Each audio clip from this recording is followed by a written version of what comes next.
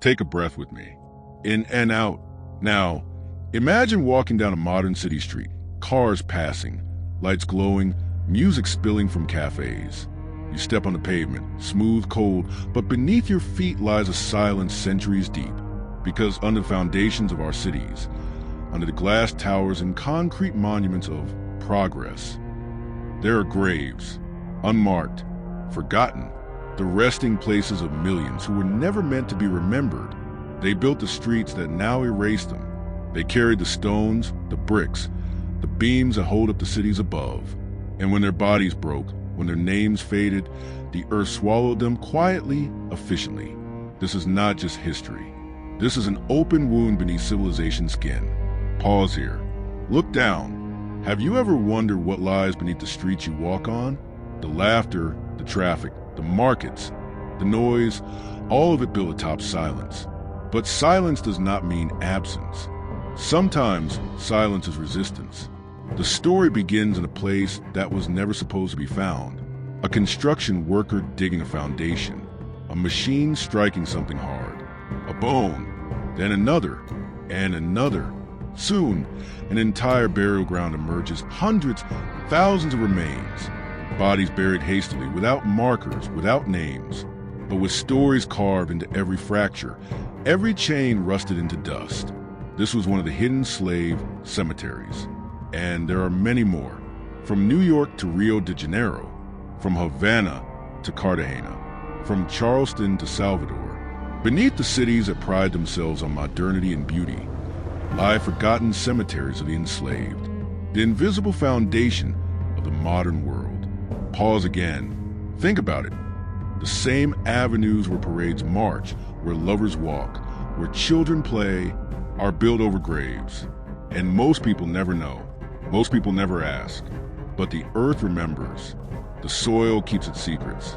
And every now and then, when a shovel hits bone, when an archaeologist brushes off centuries of dust, the past speaks again. Close your eyes for a moment. Hear it. The faint rhythm beneath the city's heartbeat. Not drums of celebration, but of survival.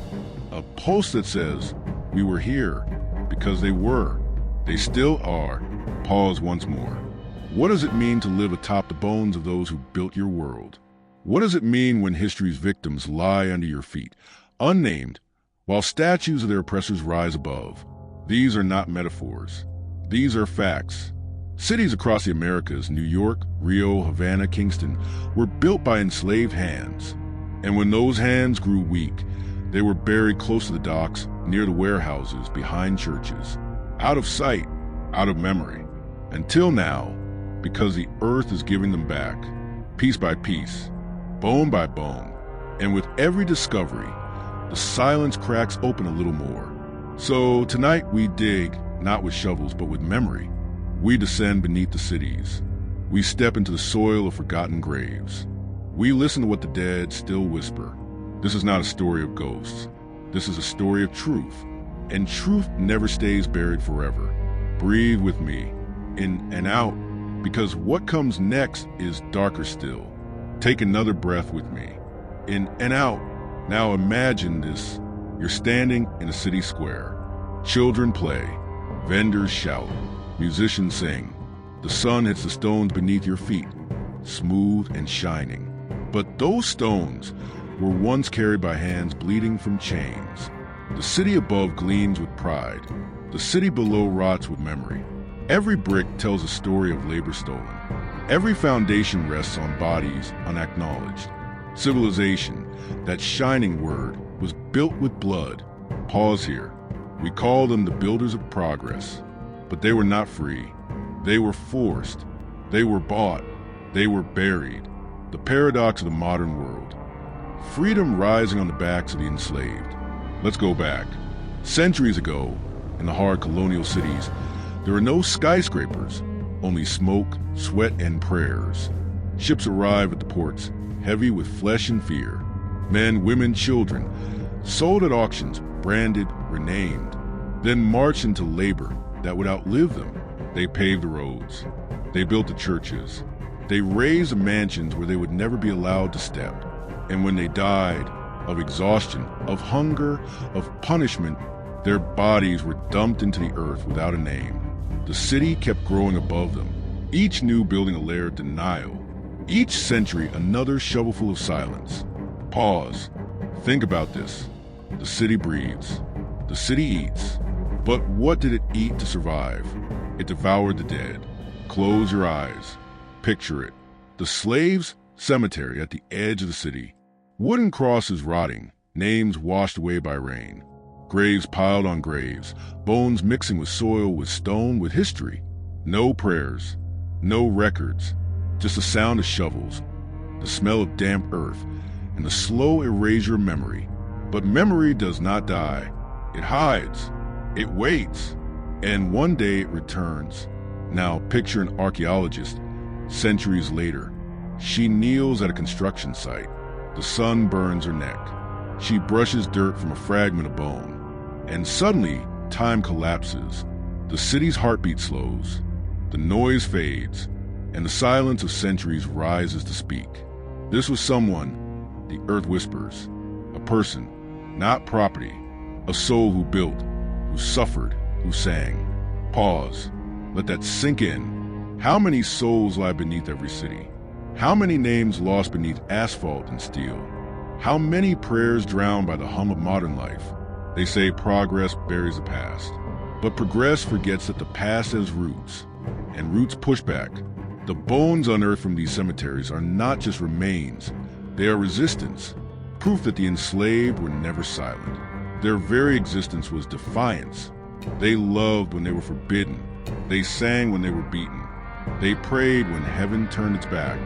And even in death, they refused to disappear. Pause again. Imagine the pain carved into stone, the strength carried through generations, because these were not victims alone. They were survivors. And survival, in a world built to erase you, is the purest form of rebellion. Now look around you. The skyscrapers, the subways, the museums, all this light stands on the dark soil of their labor. And yet, how many plaques tell their story? How many names carved in marble belong to them? How many of us walk above them without knowing? This is the violence of forgetting, a violence quieter than whips, but just as sharp. Pause. Ask yourself, who decides which dead are remembered and which are erased? In every city, you can find monuments to conquerors, to kings, to priests. But where are the monuments to those who carried their stones, dug their graves, built their cathedrals? Their cemeteries are paved over, their songs rewritten, their memory treated as inconvenience. And yet, the earth remembers, always, because every storm uncovers bones. Every excavation reveals a truth that refuses to stay buried. And when those truths rise, they change everything. Picture the moment the bones are found. Journalists arrive. Cameras flash. The city trembles for a second, caught between pride and guilt. Officials call it a discovery. But for the descendants of the enslaved, it's not discovery, it's recognition. It's the earth saying they were here. Pause again. Feel the weight of that revelation. The ground beneath us is not solid. It breathes with ghosts. It trembles with memory. It carries a truth so heavy that even silence cannot hold it forever. Because beneath the streets, they still whisper. And if we listen closely, we can still hear. Take a breath with me. In and out. The city stands tall now, proud, illuminated, clean. But beneath the pavement, beneath the monuments, something stirs. Because you can cover bones with marble, you can pour silence over memory. But you cannot bury truth forever. Pause here. Think of how history is written. Not by those who lived it, but by those who survived comfortably. By those whose hands stayed clean while others bled. When the cemeteries of the enslaved were rediscovered, some called them shameful reminders. Others said, let the dead rest. But rest is not the same as being forgotten. Rest means peace. And these souls were never given peace. Not in life, not in death. Now imagine walking through one of those modern cities. New York, Rio, Havana, Cartagena, Kingston. You pass a glass tower, a hotel, a church, and somewhere below in the dark, the bones lie, stacked, tangled, nameless. Every rib, every skull, every fragment a record of what humanity tried to erase. Pause again. What does it say about us that we paved over the pain that built our world? What kind of civilization buries its creators beneath its feet? Silence is not accidental. It's crafted, curated. It's written into city plans, into school books, into sermons, because silence protects power. And the cemeteries beneath our cities are the deepest silences of all. Now imagine the archaeologists again. They dig, uncover, study, and classify. Bones become artifacts. Skulls become specimens. Even in death, the enslaved are handled, cataloged, displayed. Science replaces slavery, but the gaze is the same, cold, distant, detached. Pause.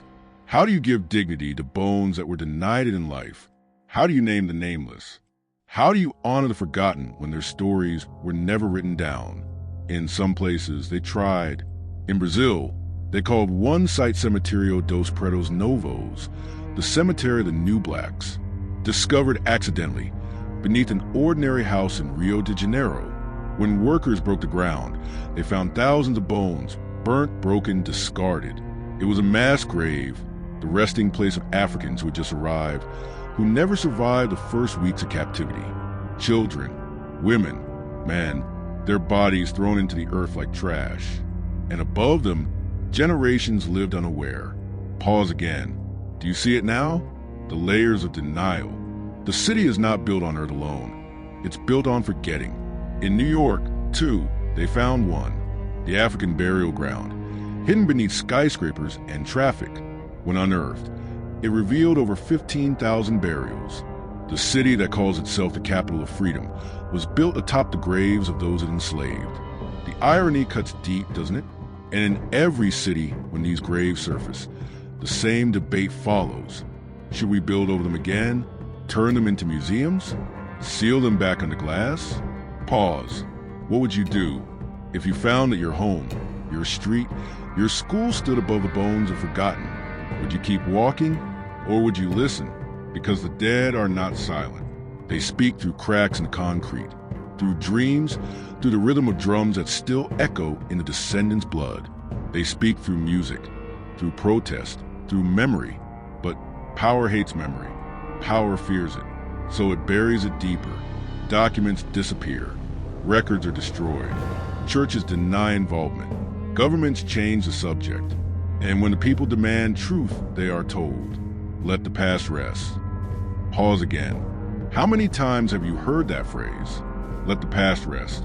But the past cannot rest when it was never laid to rest. When it still breathes through the soil, through the bloodlines of those who remember. Picture a woman standing at one of these sites, a descendant, tracing the ground with her fingers. She closes her eyes. She whispers, I feel them. And she does. Because memory is not in the books. It's in the bones. It's in the blood. And for every generation that walks above those cemeteries without knowing, the silence thickens. But for every one person who stops, listens, and says, they were here, the silence cracks. Pause again. Close your eyes. Listen. Under the hum of traffic, under the laughter, the footsteps, the music. Do you hear it? The faint rhythm beneath, like drums beating through stone. It's not imagination. It's inheritance. Because these cemeteries are not just graves. They are warnings. They remind us what happens when humanity forgets its own hands in the making of history. They remind us that the price of silence is always memory. And yet, the story doesn't end here. Because even as cities try to bury the truth, descendants rise to uncover it. They turn ruins into remembrance, pain into purpose, silence into song. And that is where the legend begins again. Take a breath with me. In and out. Now look around you. The city is alive. Lights flicker. Engines hum. Voices echo through the streets. But if you listen carefully, really carefully, you'll hear something beneath it all. A whisper, a heartbeat, a rhythm that does not belong to the present, but to the buried. They are still there, beneath the plazas and parks, beneath the churches and skyscrapers, beneath the nations that forgot them, the enslaved, the erased, the unburied. They have not gone silent. They are waiting. Pause here. Let that settle in your chest. Because when we talk about progress, what we rarely admit is what was sacrificed for it. Streets paved over graves, wealth built over wounds, freedom for some, bought by the chains of others. The cemeteries beneath our cities are not just remnants of the past. They are mirrors held up to the present. They force us to ask, what have we learned? Or have we simply built taller walls to hide the same foundations? Imagine this. You're walking at night through an old colonial square. Streetlights glow yellow. People pass without looking down. But you stop, and for a moment, the light flickers, and you see it, not with your eyes, but with something deeper, a vision. Shadows kneeling, hands tied, bodies lowered into the earth. And then one of them turns, looks up, straight at you. You freeze, because in that gaze, you feel a truth that no book ever told. You are walking on their memory, and they are asking softly but clearly, what will you do with it? Pause again. This is a turning point. The moment when history stops being a lesson and becomes a choice. You can look away. You can say, it's the past. You can keep walking. Or you can listen. You can remember. You can refuse a silence that has lasted for centuries. Because the silence is not neutral. It was never meant to protect the dead. It was meant to protect the living, the powerful, the comfortable, the ones who wrote history in their own image. But when you break that silence, even by whispering their names, you are doing something revolutionary. You are undoing the architecture of forgetting. You are unearthing the buried truth of civilization itself. Pause once more. Think of this. What if every city marked the places where the enslaved were buried? What if every monument to conquest stood beside a monument to those who resisted it? What if our streets told both stories, the ones built on glory and the ones buried in pain? How different would our world sound? Close your eyes for a moment. Picture the city again, not as it is, but as it could be, a place where memory breathes, where names once lost are spoken aloud, where no one walks above the dead without knowing who they were. Can you see it? Can you feel the ground hum beneath your feet, not with shame, but with acknowledgement? That is not a dream. It is justice. And justice begins with remembering. Pause again. In this story, there are no heroes carved in marble, only voices that refuse to die. And in every voice, in every whisper from beneath the streets, there is a message. We built the world. We were buried beneath it. But even the earth cannot silence us. That is the heartbeat of the story. That is why it matters. Because forgetting is a second death. And remembering, truly remembering, is resurrection. Now, open your eyes. Look at your own city. The sidewalks, the churches, the courts, the old walls. Ask yourself, who built this? Whose blood soaked this ground? Whose bones lie beneath it still? Pause again. Listen. Beneath the sound of cars and footsteps, beneath the laughter and the sirens, there is another sound, the quiet hum of eternity.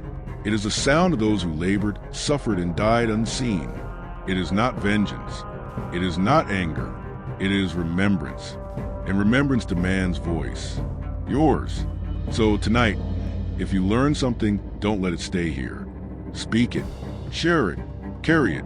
Because silence was the master's weapon. And memory is ours. Take one final deep breath with me. In and out. Now listen closely.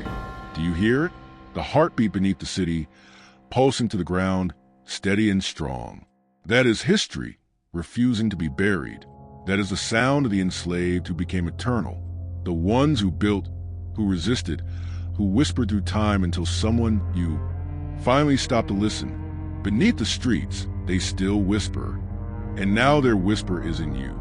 So I'll leave you with this question. If they could not speak, and yet still echo through centuries, what will you do with your voice today? Subscribe for more stories on the Broken Chains channel. What do you think of this hidden history? Leave your comment below, because remembering is resistance, and resistance never dies.